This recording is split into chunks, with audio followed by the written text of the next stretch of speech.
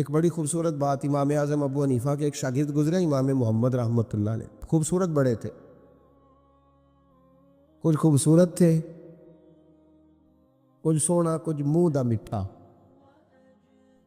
کچھ پیارے بڑے تھے، کچھ ان کا انداز یہ تھا کہ نفاست پسند بڑے تھے، بڑے نفیس تھے، نکلتے تھے تو تنہا نہیں نکلتے تھے۔ ایک دفعہ بغداد میں تشریف لائے تو بغداد سے انہوں نے ایک بستی اور میں جانا تھا، تو وہاں یہودیوں اور عیسائیوں کا بڑا غلبہ تھا، تو امام محمد رحمۃ اللہ علیہ فرمانے لگے یہودیوں اور عیسائیوں کے بیچ سے گزرنا ہے تو کوئی یہی نہ سمجھے کہ ان کے تو پلے کچھ نہیں۔ کہنے لگے سونے گھوڑے لاؤ عربی نسل کے۔ 30 شاگرد ساتھ تھے، ان کو بھی ساتھ تیار کیا، عربی نسل کے 30 گھوڑے اور 30 شاگرد، ان کو کہا بھی دستاریں درانا اونچی باندھنا، تو دستاریں بھی باندھی انہوں نے کلے والی بڑی خوبصورت، شاگردوں کو بھی جبے پہنائے، خود بھی جبہ پہنا، سفید رنگ کی اعلیٰ نسل کی گھوڑی، آگے آگے پیچھے 30-32 شاگرد۔ اور جب آپ گزرے نا بغداد کے آگے اس علاقے سے، یہاں یہودی عیسائیوں کی بھی کثرت تھی، عورتوں کی عادت ہوتی تھی پرانے زمانے میں مہمان دیکھنے کے لیے چھتوں پہ چڑھ جاتی، کچھ اپنے دروازے پہ کھڑی ہو جاتی، کچھ دیکھتی کھڑکیوں میں سے کہ گزر رہا ہے کوئی مہمان، تو یہودیوں کی عیسائیوں کی بہت ساری عورتیں چھتوں پہ چڑھ گئیں، تو مسلمان نعرے لگانے لگے امام محمد آ گئے، امام محمد آ گئے۔ کچھ پہلے ہی بڑے حسین تھے، پہلے ہی بڑے خوبصورت تھے، کچھ حضور کی سنت کا نور چڑھا ہوا تھا، کچھ دائیں بائیں شاگرد تھے، پھولوں کی پتیاں گر رہی تھی، تو جب محمد محمد کے نعرے لگنے لگے نا تو ان عورتوں نے امام محمد کا جلوہ دیکھا، تو دیکھا دیکھی کام کیا شروع ہوا، ایک نے دیکھا تو اتنی محو ہوئی کہ اس نے کلمہ پڑھنا شروع کر دیے، اس سے کلمہ سن کے تو دوسری نے بھی پڑھا، تیسری نے بھی پڑھا، چوتھی نے بھی پڑھا، بیبیاں بلند آواز سے مسلمان ہونے لگی، ان کو دیکھا دیکھی مرد بھی پڑھنے لگے، ڈھیر سارے یہودی عیسائی مسلمان ہو گئے۔ ایک مسلمان ان سے کہنے لگا تمہیں غلطی لگ گئی ہے، یہ ہمارے نبی محمد نہیں۔ تو میاں صاحب کا نام محمد تھا نا، تو کشمیر کے لوگ کہنے لگے شاید وہاں کے ہندو سکھ وہاں کے جو تھے کشمیر کے، وہ کہنے لگے شاید وہی محمد ہے، تو فرمانے لگے میں تے بندہ ٹھگ جے لوکو، میں تے بندہ چور، جس دا خلقت کلمہ پڑھ دی او محمد بور، میں تے بندہ ٹھگ جے لوکو، میں تے بندہ چور، جس دا خلقت کلمہ پڑھ دی او محمد ہور۔ تو امام محمد رحمۃ اللہ علیہ کو نعرہ لگ رہا تھا، تو ایک بندہ کہنے لگا یہ وہ والے محمد نہیں، یہ ہمارے نبی پاک صلی اللہ علیہ وسلم محمد صلی اللہ علیہ وسلم نہیں، یہ وہ نہیں، یہ تو ہمارے ایک امام ہے امام محمد، وہ والے نہیں۔ اب وہ کچھ لوگ چپ تھے، کچھ سوچ رہے تھے، کچھ بات کر رہے تھے، تو ایک بوڑھی اماں اپنے انداز میں بیچ میں سے بولی، کہنے لگی چل بیٹا چھوڑ، ہمیں پڑھنے دے کلمہ، اگر مسلمانوں کے چھوٹے سے محمد کا یہ حال ہے تو بڑے محمد کا کیا حال، پڑھنے دے ہمیں کلمہ، یہ حال ہے ان کے غلاموں کا تو سرکار کا عالم کیا ہو۔ تو امام محمد کی چال نکلی، بتانا یہ چاہ رہا تھا کہ امام محمد رحمۃ اللہ علیہ سے ایک بندے نے ایک دفعہ مسئلہ پوچھا، اس نے کہا حضرت صاحب میں گیا تھا منڈی، وہاں سے لایا ہوں ایک ٹوکری آم کی اور ایک ٹوکری سیب کی، ہمارے یہاں کا کریٹ کہتے ہیں اس کو، تو میں وہ لے کے آیا ہوں۔ اب میں نے جب گھر لا کے اس کو کھولا ہے نا تو آدھے صحیح نکلے ہیں، ہوتا ہے نا جی اللہ خیر کرے، جو دیانت دار تاجر ہے اللہ آج کل مہربانی فرمائے، وہ ہمارا ریڑھی والا بھی بڑا ایماندار ہے، ہم کیا کریں صدر کی بات، وہ بھی سامنے جو تگڑے ہوتے ہیں اس نے آگے لگائے ہوتے ہیں، اور جو تھوڑے سے کمے ہوتے ہیں وہ اندر والی سائیڈ پہ دیوار کے اندر رکھے ہوتے ہیں۔ کیا کیا جائے، ہم کیا سیاستدانوں کی کرپشن کی بات کریں گے، یہاں تو معاملہ بڑا گڑبڑ ہے نیچے سے لے کر۔ تو کہا حضور میں نے وہ جو کھولی ہے نا پیٹی، وہ ٹوکری جب میں نے کھولی ہے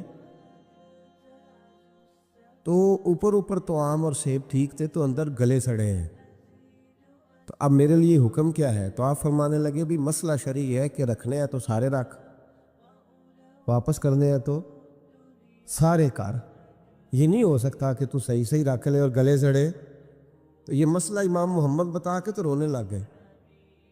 تو بندہ کہنے لگا حضور مسئلہ بتایا ہے آپ نے، تو فقہ کا ایک مسئلہ ہے سادہ سا کہ حضرت اب کیا کرنا ہے، تو رونے والی کون سی بات ہے؟ تو فرمانے لگے یہ تجھے مسئلہ بتا کے نا مجھے کچھ اور یاد آ گیا۔ آپ کو کیا یاد آیا ہے؟ فرمانے لگے میں بھی عرض کروں گا، مولا امام اعظم کے پاس بیٹھا ہوں، معروف کرخی، سری سکتی، جنید بغدادی، ان سارے درویشوں کے پاس رہا ہوں، میں بھی بیٹھا ہوتا تھا اس محفل میں جس میں یہ ہوتے تھے، اگر جنت میں بھیجنے ہیں تو سارے بھیج، یہ نہیں ہو سکتا کہ گلے سڑے ادھر پھینک دے اور اچھے اچھے اٹھا کے لے جائے۔ ہم سارے مصطفیٰ کا کلمہ پڑھنے والے، سب کو کہا یا ایھا الذین آمنو، ہم سب کا اکٹھا نام۔ ان لوگوں کی جو محبت ہے نا وہ فائدہ دے گی۔ خواجہ فرید الدین مسعود گنج شکر رحمۃ اللہ تعالیٰ علیہ کہنے لگے نظام تجھے آئے ہوئے بڑے دن ہو گئے، جا یار چکر لگایا، چکر لگایا۔ فرماتے میں پیدل گیا تو مجھے جانے میں کئی مہینے کئی ہفتے لگے۔ میں دلی پہنچا اور اپنے گھر کا نا ایک چکر لگایا، اوپر سے چکر لگا کے تو پھر پاک پتن کے رستے میں چل پڑا۔ کہتے ہیں واپس پہنچا تو حضرت بابا فرید صاحب رحمۃ اللہ علیہ نے دن گنے ہوئے تھے، کہنے لگے یار اتنے ٹائم میں تو واپس آیا ہے نا، اتنا ٹائم تو آنے جانے پہ لگتا ہے، کہ غریب نواز محسوس نہ فرمائیے گا، آپ نے کہا تھا چکر لگایا، تو حضور میں ایک چکر ہی لگایا ہے، پھر میں واپس آ گیا ہوں، بات ہی چکر کی ہوئی تھی۔ خود دیکھیں نا نبی پاک صلی اللہ علیہ وسلم نے فرمایا ابو ہریرہ کوئی کام بھی کیا کر یار، یہیں بیٹھا رہتا، عرض کی حضور صحیح ہے۔ اٹھے، سامنے ایک ستون تھا، اس کے پیچھے سے ہو کے نا واپس آ گئے، تو حضور نے فرمایا گئے نہیں، کہ حضور نے آپ نے فرمایا تھا جایا آیا کر، گیا ہوں پر میرا دل ہی نہیں لگا۔ بھئی تو یہاں سے ہو کے واپس آ گیا، کہیں جانا تو تھا نا، یہیں سے ہو کے۔ تو ان لوگوں کے صالحین کی محبت کے راستے میں کوئی چیز رکاوٹ نہیں بنی۔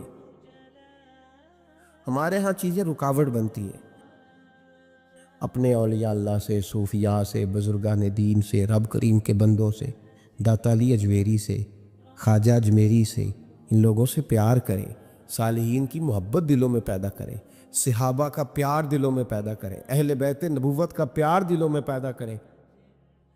یار یہ حدیث جو ہے نا، یہ امید کی کرن ہے، یہ روشنی کا مینار ہے کہ میرے نبی پاک نے فرمایا جو جس سے پیار کرے گا قیامت میں اسی کے ساتھ رکھا جائے گا۔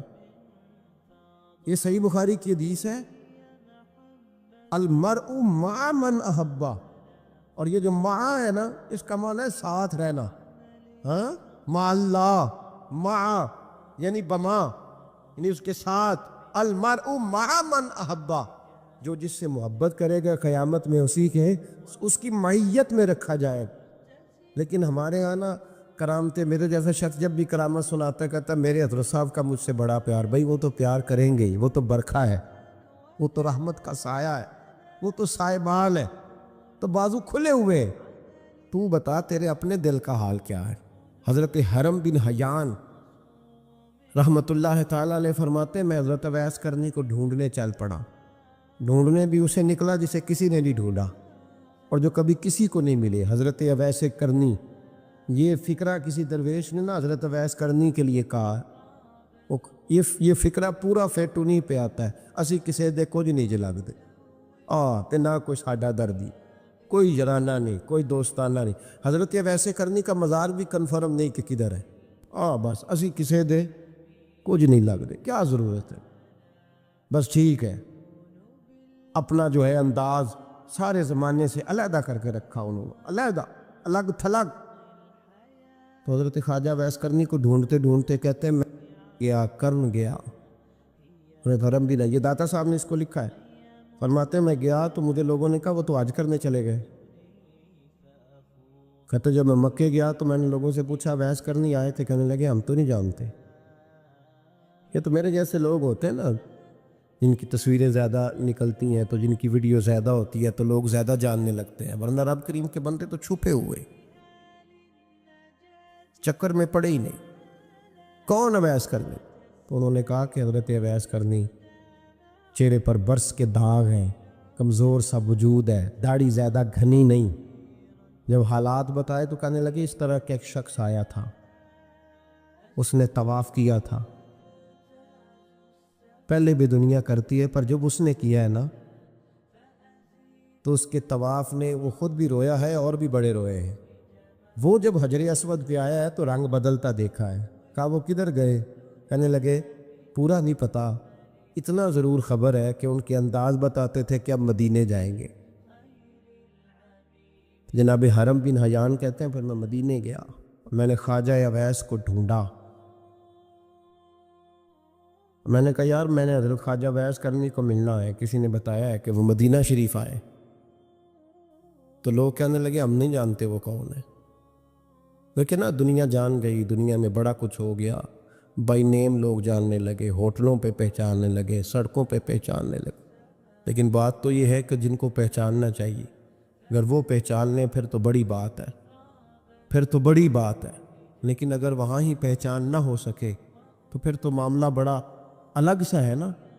अजीज़ भाई, हज़रत ख्वाजा अवैस करनी के बारे में पूछा तो मदीना शरीफ के ज़ायरीन और वहाँ के मकामी लोग भी कहने लगे कोई नहीं पता, हम नहीं जानते, मिले ही नहीं। तो कहा बारीक सा वजूद है, पुराना सा लिबास है, बरस के दाग है, चेहरे पे दाढ़ी ज़्यादा घनी नहीं, किसी को पास नहीं बिठाते। और फिर एक जुमला और कहा, सुना है रोते हैं तो बड़े दर्द से रोते हैं, सुना है भीगी रहती हैं पलकें, सुना है उनकी पलकें भीगी रहती हैं। मैं 2-4 दिन पहले किसी से सुन रहा था शेर, उसने कहा था एक वारी मेरियां अखियां तो उन्होंने अथरू पूंजे सन, हुन चस्का पै गया रोने दा, हर वेले या हो जारी है। कहते हैं कि वो इस तरह की उसकी कैफियत है। कहते हैं मैंने कहा यार वही तो अवैस करनी थे, किधर गए? कहने लगे कोई खबर नहीं। जब वो आए हैं तो उनके आने का अंदाज ही निराला था, सिसकियां और आहें निकल गईं उस शख्स की जब वो मदीने आया। हज़रत हरम बिन हयान कहते हैं मैं ढूंढता रहा, तलाश करता रहा, फिर मैं उनको ढूंढते ढूंढते इराक़ में आया तो नहर फुरात के किनारे एक कमज़ोर से आदमी को रेत के टीले पर बैठ के वज़ू करते देखा। कहते हैं जब उनका वज़ू मुकम्मल हुआ तो मैंने कहा अस्सलामु अलैकुम, तो कहते उन्होंने चेहरा नहीं फेरा, वहीं बैठे बैठे कहने लगे वालेकुम अस्सलाम या हरम बिन हयान, या हरम बिन हयान वालेकुम अस्सलाम। कहते मैंने कहा कि मन अंत आप कौन है? तो कहने लगे वही हूँ जिसे तुम मक्के और मदीने ढूंढता रहा। तो कहते मैंने कहा हुजूर आप मेरा नाम कैसे जानते हैं? बड़ा खूबसूरत जुमला है, अल्लाह करे आपको जी याद रहे, सबक कभी ना भूलना, ये सबक कभी ना भूल। बाबा साहब के मज़ार पे गए तो खाली आ गए, दाता साहब गए तो खाली, ऐसे चले गए। हम फारिग लोग थे, कोई काम नहीं था कि बाबा फरीद की गलियों में घूमते रहे। हम फारिग थे कि 2-2 बजे हजरत सुल्तान बाहू रहमतुल्लाह अलैह की जालियों के सामने खड़े रहे। हम कोई पत्थर चाटने वाले लोग थे कि आधी आधी रात बीत गई और हम बुजुर्गाने करमा वाला शरीफ खड़े रहे। ये कैसे हो गया कि मुहद्दिस आदम के मज़ार पे खड़े रहे? ऐसे ही कोई बात थी? हजरत वैसे करनी बोल कर फरमाने लगे, कहने लगे क्या कहा तूने कि मैं तुझे कैसे जानता हूं? फरमाने लगे तू मुझसे प्यार करता है। आरिफ तू रूही मिर रूही का, मेरी रूह तेरी रूह की जानने वाली है। ये रूहों का रिश्ता है, ये खता नहीं जाया करता। आरिफ तू रूही मिर रूही का, मेरी रूह तेरी रूह को जानती है। ये कैसे हो गया? कोई ऐसे लोग थे, तू इतनी जगह मुझे तलाश कर आया और मैं तुझे जानूं ना? ये कैसे हो सकता है? ये कैसे मुमकिन है? तू ढूंढता रहा गली गली और मैं कहूँ कि मैं तुझे जानता नहीं। फरमाया हरम बिन हयान में, हाँ मैं दुआ करता हूँ अल्लाह की बारगाह में कि रब करीम मुझे और तुझे जन्नत में इकट्ठा कर दे। कहते हैं जब उन्होंने ये दुआ की तो वो चल पड़े। मैंने कहा हुजूर कहाँ जा रहे हो? फरमाने लगे मेरा पीछा न करना, मैं किसी और मंजिल का मुसाफिर हूँ। اور جس رستے میں چل رہا ہوں نا، ان منزلوں پہ ساتھ نہیں کسی کو لیا جاتا. یہ میری اپنی ذاتی منزل ہے. اس میں پاؤں پہ چھالے ذرا سخت ہوتے ہیں. ہر آدمی کا کام نہیں یہاں چلنا. تو مجھے تنہا رہنے دے اور مجھے اپنی مرضی سے چلنے دے. کہتے میں نے منت کی تو کہنے لگے بس تو نے جد و جہد بڑی کی تھی تو تیرے ساتھ ملاقات کر لی، تجھے پہچان لیا، تیرے ساتھ بات کر لی، ورنہ میں کہہ چکا ہوں اسی کسے دے کچھ نہیں لگ دے. اسی لیے میں نے حضرت غالباً امام شورانی رحمۃ اللہ علیہ کے حوالے سے پڑھا ہے کہ قیامت کے دن جب حضرت ویسے کرنی جنت میں جائیں گے تو ممکن ہے اس وقت بھی لوگوں کو دیدار نہ کرایا جائے، بلکہ امام شورانی کہتے ہیں اللہ 70,000 فرشتے ان کی شکل کے پیدا فرمائے گا اور ان کے جھرمٹ کے اندر چھپا کے انہیں جنت میں داخل کرے گا. ملاقات کس سے ہوگی؟ صرف انہی سے ہوگی جن کے لیے انہوں نے زندگی گزار دی. یا خدا سے ملیں گے یا مصطفیٰ کریم سے ملیں گے. یہ بھی لوگ تو محبت کریں، صالحین کا پیار، نیک لوگوں کی محبت، صالحین کی محبت رستہ آسان کرتی. کوئی شک نہیں کہ زمانے میں سارے لوگ اچھے نہیں ہوتے، برے لوگ بھی آئے ہیں مارکیٹ میں، ہوتے ہیں. ہم لوگ الجھ گئے ہیں، بہت بڑے قیدی ہیں اپنے آپ کے، بڑے قیدی ہیں. سارا دن اپنی خواہشات کی تکمیل میں بھاگے رہتے. بڑے بڑے سونے نوجوان، میں ان پہ تنقید نہیں کرتا، مجھے ان پہ ترس آتا ہے. جب میں رات کے اندھیروں میں انہیں ٹیلی فون لے کے چوکوں میں کھڑے دیکھتا ہوں تو مجھے رحم آتا ہے. میں کہتا ہوں دیکھو نفس کی خواہش کے پیچھے یہ کیا مثلاً آخر کیا ہے اس میں؟ ایک عورت کے پیچھے تباہ کر لیا اپنے آپ کو. یعنی زیادہ سے یہ کوئی مقصود ہے؟ یہ کوئی مقصد حیات ہے جس کو مقصد بنا لیا؟ میرے عزیز بات کو سمجھ لے. اتنا خوبصورت آدمی ہے اور اتنا اس کا اونچا قد کاٹ ہے، اور کیا کس کے پیچھے یہ بھاگا ہوا ہے؟ بڑا سمجھدار، دانشور، عقل مند آدمی، ذی روح بندہ، لیکن اس کا سٹیٹس آپ یہ ملاحظہ کریں کہ وہ 20-40 ہزار کی خاطر جھوٹ بولتا ہے، دھوکہ دیتا ہے، فریب اور فراڈ کرتا ہے. ہم اپنی نفسانی خواہشات کے پیچھے اس طرح بھاگتے ہیں کہ ہم اصل سے رہ جاتے ہیں. میری باتوں کی سمجھ آ رہی ہے آپ حضرات؟ تھوڑا تھوڑا کر کے، ایک ایک کر کے ان کی باتیں کم مانیں. ضروری تو نہیں نا کہ سویرے ناشتہ بازار سے اپنی مرضی کا تگڑا کیا، بازار سے لا کے پوڑیاں چنے بہترین کھائے، اور پوڑیاں چنے ابھی کھائے نہیں، شاپر میں ڈالے ہوئے ہیں، اور وہ لے کے ابھی آ رہا ہے تو ساتھ ہی رستے سے گوشت بھی چھوٹا اچھا لگا تو 2 کلو وہ بھی لے آئے کہ پوڑیاں چنے کھاؤں گا اور دوپہر کے لیے گوشت پکاؤں گا. وہ پہلے یہ تو کھا لے صاحب، اس سے تو نجات پا لے. یہ پتہ نہیں ہضم ہوتا ہے کہ کچھ اور کرتا ہے تیرے ساتھ، لیکن وہ گوشت بھی ساتھ لے آیا. یعنی ٹیبل پہ، ناشتے کے ٹیبل پر بیٹھ کے فیصلہ ہو رہا ہوتا ہے کہ ہم نے کیا کھانا ہے، ہم نے کدھر جانا ہے. سنگیو یاد رکھو، باتوں کو سمجھو اور غور کرو.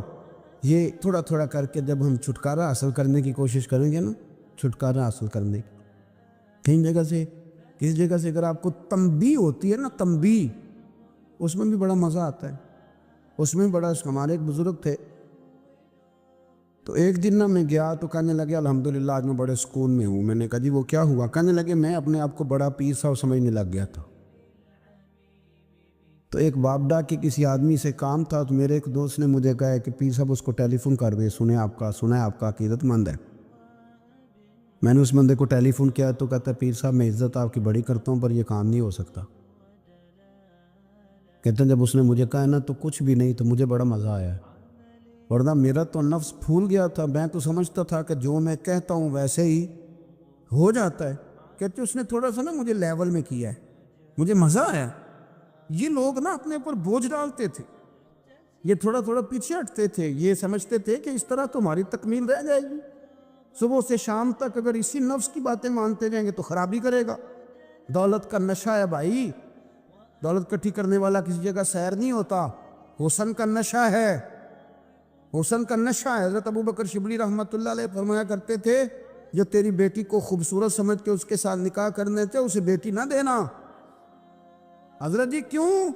فرمایا حسن تو تھوڑے دن کے بعد ختم ہو جائے گا، پھر وہ اس کی قدر نہیں کرے گا، وہ تو کہیں اور منہ مارتا پھرے گا. حضرت ابو بکر شبلی رحمۃ اللہ تعالیٰ علیہ کی بیٹی خوبصورت تھی. ایک نوجوان کہنے لگا میرا نکاح کر دیں. آپ فرمانے لگے پتر تو 1 مہینے کے بعد آنا کر دوں گا، بڑی موٹی تازی خوبصورت صاحبزادی. تو حضرت نے اسے دوائی کھلائی، اسے پخانے لگ گئے.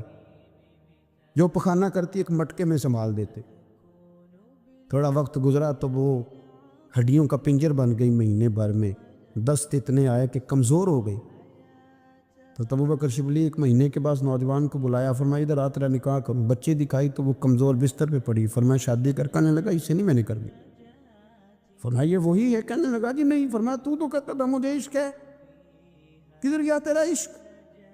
کہنے لگا حضرت صاحب آپ کیسی بات کر رہے ہیں؟ فرمایا ادھر آ. پھر وہ مٹکا جس میں گند رکھا تھا وہاں لے گئے. فرمانے لگے تیرا اس کے ساتھ عشق تھا، یہ ہے تیرا عشق. فرمایا اسے تو میں 4 دن روٹی کھلاؤں گا پھر تندرست ہو جائے گی، لیکن میں دیکھنا چاہتا تھا کہ تو میری بیٹی سے پیار کرتا ہے یا اس کے چہرے پہ آنے والی کچھ وقت کے لیے سرخی سے پیار کرتا ہے، اس لالی سے پیار کرتا ہے جو جوانی کے وقت بچوں اور بچیوں پہ آتی ہے.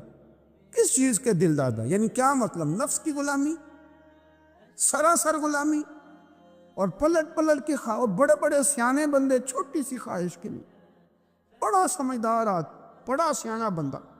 میں ایک بڑے بزرگ عالم تھے، میں ایک دفعہ ملنے گا تو پائے پکا رہے تھے، خود پائے پکا رہے تھے. تو وہ بڑے پیار کی بات ہوتی ہے نا جی. تو تامت باندھی ہوئی اور بڑی جناب خستہ حالی اور وہ پائے پکا رہے ہیں. تو میں نے ان سے کہا حضرت جی پائے تو کسی اور نے بھی پکا لینے تھے، آپ بخاری لے کے بیٹھتے، چلو میری طرح کا کوئی بندہ آپ سے استفادہ بھی کر لیتا. اب پائے آپ لائیں گے، پھر پکائیں گے، پھر آپ کھائیں گے، تو یہ تو 24 گھنٹے آپ کسی کام میں گزر جائیں گے. تو یہ ایک چھوٹی سی خواہش کے لیے. میں کسی چیز کو حرام نہیں کہہ رہا. قرآن پاک کی جو آیت پڑھی ہے صرف اس کی تفسیر آپ کے سامنے عرض کر رہا ہوں. ہماری خواہشات ماں پالتی ہے، آپ کو نہیں پتہ کتنے دکھ سہتی ہے. میں ان ماؤں کو جانتا ہوں جو بیٹے کے حصوں کی مار بھی اس کے ابے سے کھاتی ہیں، مار کھاتی ہیں. وہ ایک خاتون ایک کان سے سنتا نہیں، میرے پاس ایک دفعہ آئی، کہنے لگی 60 لگ گئی سی، کوئی دعا کر دے. کہ آپ کو وظیفہ پر ڈاکٹر کہتے ہیں ٹھیک نہیں ہو سکتے. میں نے کہا باجی صحیح بتاؤ مسئلہ کیا ہے؟ کہنے نہیں کچھ بھی نہیں، مسئلہ کیا ہونا ہے، پتر غلط نکل آیا ہے، اس کا باپ روز مارتا ہے، آج میں آ بھی گئی ہوں تو اس نے ایک تھپڑ میرے کان پہ مار دیے، پردہ پھٹ گیا. مائیں مار کھاتی ہیں، لیکن وہ پتر جس کو بڑی محنت سے پالا ہے وہ جوان ہوتا ہے تو اماں سے کہتا ہے تجھے چھوڑ دینا ہے، پر جس لڑکی سے میرا ٹیلی فون پہ رابطہ ہے اسے نہیں میں نے چھوڑنا، وہ نہیں چھوڑ سکتی. ہر شے کچل جاتا ہے وہ. اماں کبھی لیٹ کے رات کو سوچتی ہے کہ یہ تو میری کل کمائی تھی، میں تو آج بھی اس کے حصے کے تھپڑ اپنی گالوں پہ برداشت کر رہی ہوں، تو یہ کدھر گیا؟ اردشیر نام کا بادشاہ تھا. حضرت محدث ابن الجوزی آج سے کچھ 700 سال پہلے لکھتے. اردشیر بادشاہ بڑا خوبصورت تھا، جوان تھا، بڑا عقل مند تھا. اس نے اس طرح کہ قریب قریب کی ساری ریاستوں پہ قبضہ کر لیا. بڑا عقل مند زیرک تھا، قبضہ ہو گیا. ایک بادشاہ بڑا سخت تھا، اس کے ساتھ جب پنجہ آزمائی ہوئی تو اردشیر کہتا ہے اس پہ میرا قبضہ نہیں ہو رہا تھا، اور جب ہم نے ساری ریاستوں نے مل کے اس پر حملہ کیا تو ایک قلعے کے اندر قلعہ بند ہو گیا. اردشیر بڑا خوبصورت آدمی تھا، بڑا سمجھدار تھا، تو وہ بادشاہ قلعہ بند ہو گیا، اس نے کہا نکلنا ہی نہیں. اب وہ اندر بند ہے، یک بارگی حملہ کیا تو وہ بڑا بڑا قلعہ تھا اس میں بند ہو گیا. اس بادشاہ کی نا جس پر حملہ کیا، اس کی بیٹی اچانک ایک دن قلعے کی دیوار پہ چڑھی تو اردشیر کے حسن و جمال کو دیکھا تو عاشق ہو گئی، اور اپنے ہی باپ کے خلاف اسے کہنے لگی کہ اگر تو میرے ساتھ شادی کا وعدہ کرے نا تو میں تجھے رستہ بتاتی ہوں حملہ کرنے کا. اس نے کہا میرا وعدہ رہا، تو رستہ بتا. اس نے رستہ بتایا اس لڑکی نے، اور بادشاہ نے حملہ کیا تو اس کا باپ قتل کیا، اس علاقے پہ قبضہ کیا شادی کے وعدے پر. ہاں نفسانی خواہش بندے کو اندھا کر دیتی، نہیں سمجھ آتی اس کو میں کدھر جانا، اندھا کر دیتی. حملہ کیا، اور جب اس لڑکی کو لے کے آیا نا اپنے محل میں، تو پہلے دن شادی کی پہلی رات تھی، تو بستر بچھایا کنیز نے، تو وہ کبھی کروٹ ادھر بدلتی کبھی ادھر بدلتی. تو بادشاہ کہنے لگا کیا ہے؟ کہنے لگی بستر میں کچھ ہے مجھے تکلیف دے رہی. اس نے چراغ جلائے اور جب بستر اٹھایا تو ایک اتنا سا دھاگا نکلا.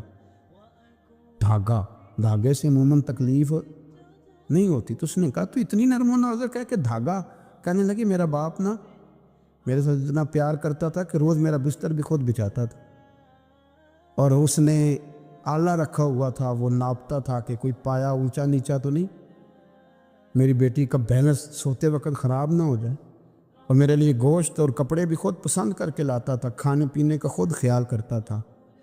اردشیر کہنے لگا اچھا وہ اتنا پیار کرتا تھا، اور پھر تو نے اس کے ساتھ کیا کیا؟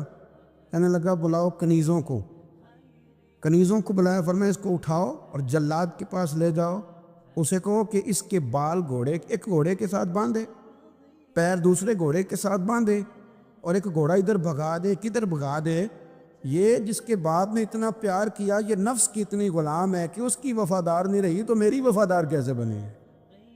اس نے اتنے نازوں سے پالا کہ دھاگا اسے برداشت نہیں۔ او یارو یاد رکھو، اگر نفس کی غلامی کرو اور بڑے بڑے وفاداروں کو چھوڑ کے غلامی کرو تو پھر کہو وفادار مل جائیں، کوئی بول لڑا نہ بول بیٹھی، ہوں دے خصم ناراض بڑ بولیاں دے، کہاں سر کھائے تے بلبل ٹھنڈ پائے، بڑے فرق نہیں سجنا بولیاں دے، جڑیاں خصماں دی وچ رضا وسن، بھاگ جاگ جاندے انہاں گولیاں دے، آپ ادلیاں نو سردار پین تکے تے شرما والیاں نو چوٹے ڈولیاں دے۔ اپنے نفس کے پیچھے چلو گے تو یہ تباہی ہے۔ جب ہم نے کسی سے وفا نہیں کی تو یہ کیا امید ہوئی کہ دنیا ہم سے وفا کرے گی؟ اللہ رسول کی مرضی کے مطابق اصول پسند زندگی بنائیں، ایک ایک کر کے اپنی خواہشات سے پیچھے ہٹیں، تھوڑے پہ گزارا کرنا سیکھیں، اپنے نفس کو سمجھائیں۔ ضروری نہیں کہ روٹی ہر وقت مزے کے لیے کھائی جائے، کبھی کمر سیدھی کرنے کے لیے خشک روٹی بھی کھا کے دیکھو، کبھی سادہ کھانا اس پہ بھی اکتفا کرو، کبھی تھوڑا کھر کے اچھے طریقے سے سادے کمرے میں بھی اللہ کو یاد کر کے دیکھو۔ نفس کے پیچھے نہ بھاگیے گا، تباہی کرے گا۔ فرمایا خواہشوں کے پیچھے نہ چلنا، تمہیں اللہ کے رستے سے بہکا دیں گی، اور فرمایا بے شک ان کے لیے سخت عذاب ہے جو اللہ کے رستے سے بہک گئے۔ اور کیوں سخت عذاب ہے؟ اس لیے کہ انہوں نے آخرت کے دن کو بھلا دیا، آخرت کا دن بھلا دیا، پیچھے کا خواہشوں کے پیچھے نہ چلنا، تمہیں اللہ کا رستہ بھلا دیں گی۔